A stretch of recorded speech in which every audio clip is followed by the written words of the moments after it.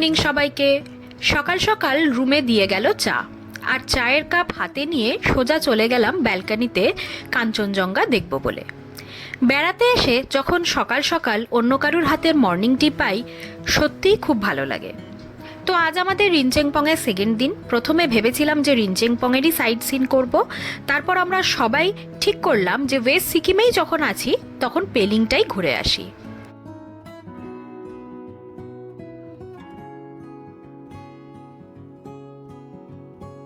আর যেমন ভাবনা তেমনই কাজ।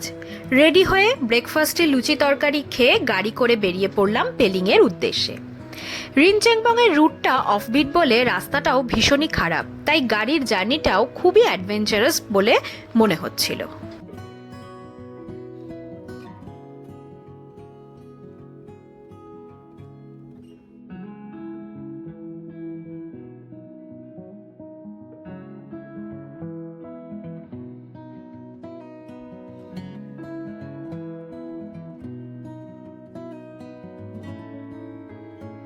তারপর আমরা প্রথমে চলে গেলাম সিটকিয়ং টুলকু বার্ড পার্কে।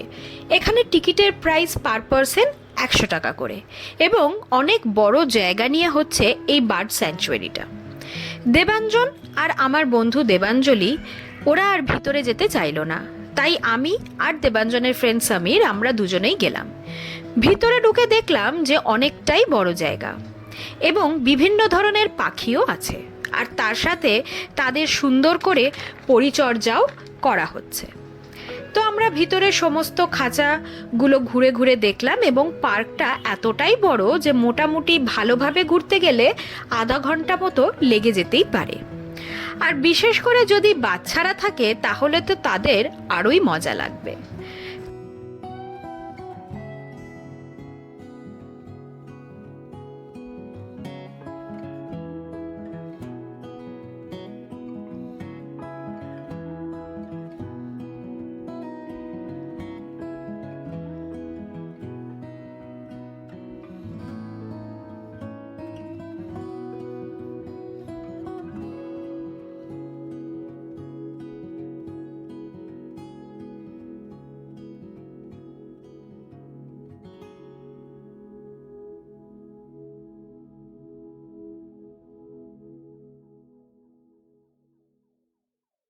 তো যাই হোক, আমরা আমাদের মতন করে তাড়াতাড়ি দেখে বেরিয়ে এলাম, কারণ দেবাঞ্জন আর দেবাঞ্জলি ওরা দুজনেই বাইরে আমাদের জন্য ওয়েট করছে বলে। তারপর বেরিয়ে শুনলাম যে ওরাও আমাদের জন্য ওয়েট না করে বসে না থেকে ওখানকার যে মিনিয়েচার জুটা সাজানো আছে সেগুলো ঘুরে দেখছিল।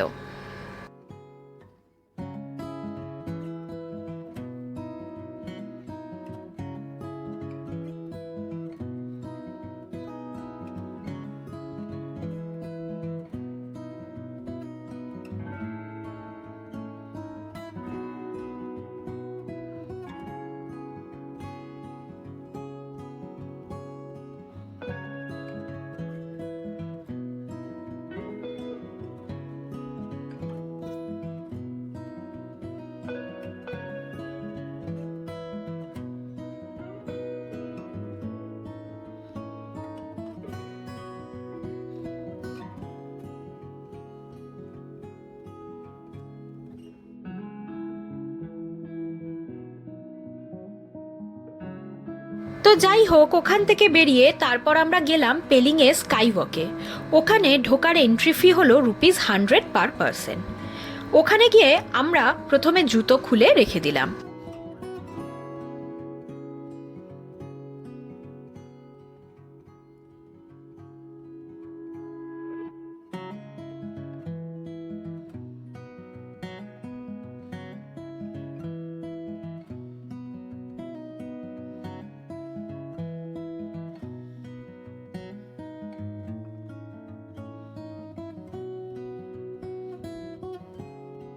জুতো খুলে রেখে তারপর আমরা চেনরেজিক স্ট্যাচুর ভিতরে গেলাম। ওই স্ট্যাচুটি স্কাইওয়াক থেকে অনেকটাই উপরে, অর্থাৎ আমাদের স্কাইওয়াক থেকে চেনরেজিক স্ট্যাচু অবধি পৌঁছতে 155 খানা স্টেয়ারকেস পার করতে হয়েছিল। তারপর ওই স্ট্যাচুর ভিতর দিয়ে সোজা স্লোপিং রাস্তা ধরে ওপরে উঠে যাওয়া যায় এবং সেইখান থেকে পরিষ্কারভাবে কাঞ্চনজঙ্ঘাও দেখা যায়। আমরা ওখানে গিয়ে কাঞ্চনজঙ্ঘাও দেখেছি এবং তার সাথে নিজেদের মতো করে অনেক ছবিও তুলেছি। আর ওখান থেকে আরও একটা জিনিস যেটা আমরা দেখলাম সেটা হলো ওখানে কাছাকাছি কোথাও প্যারাগ্লাইডিং করারও জায়গা আছে এবং অনেকেই ওখানে প্যারাগ্লাইডিং করছিল।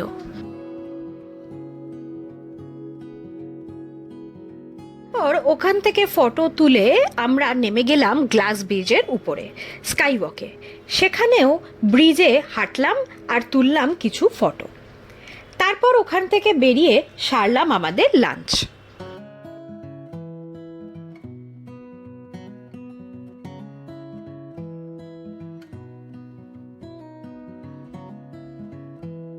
লাঞ্চে খেলাম মোমো।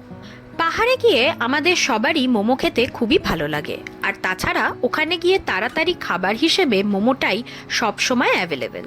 তাই আমরা 1 প্লেট ভেজ মোমো আর 4 প্লেট চিকেন মোমো অর্ডার দিয়ে দিলাম। ওখানে ভেজ মোমো বা চিকেন মোমো দুটোই 1 প্লেটে 8 পিস করে থাকে, আর প্রাইসও খুবই নমিনাল।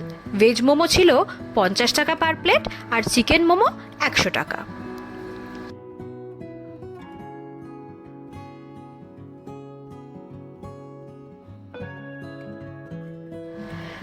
লাঞ্চ সেরে আবার বেরিয়ে পড়লাম সিনশোর ব্রিজের উদ্দেশ্যে। ওখানে গিয়ে আমাদের টোটাল 30 টাকা এন্ট্রি ফি লেগেছিল গাড়ি পার্কিং করার জন্য। তারপর খানিকক্ষণ ব্রিজে সময় কাটিয়ে অনেক ছবি তুলে এবং অনেক মজা ইয়ার্কি মেরে আমরা আবার চলে গেলাম গাড়িতে।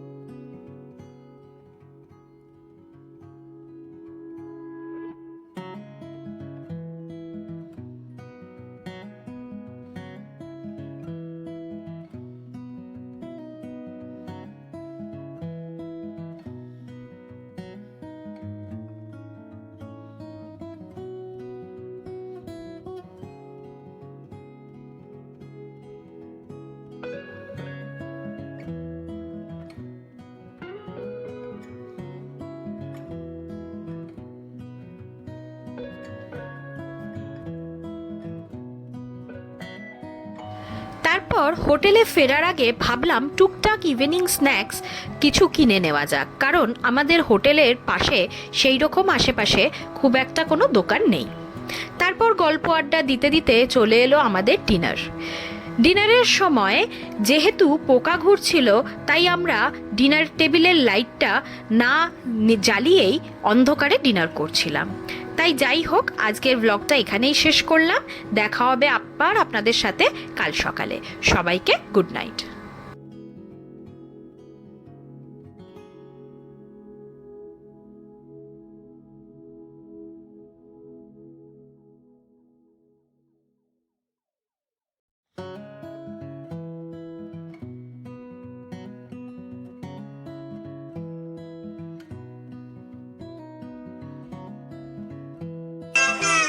When the moon hits your eye like a big pizza pie, that's amore. When the world seems to shine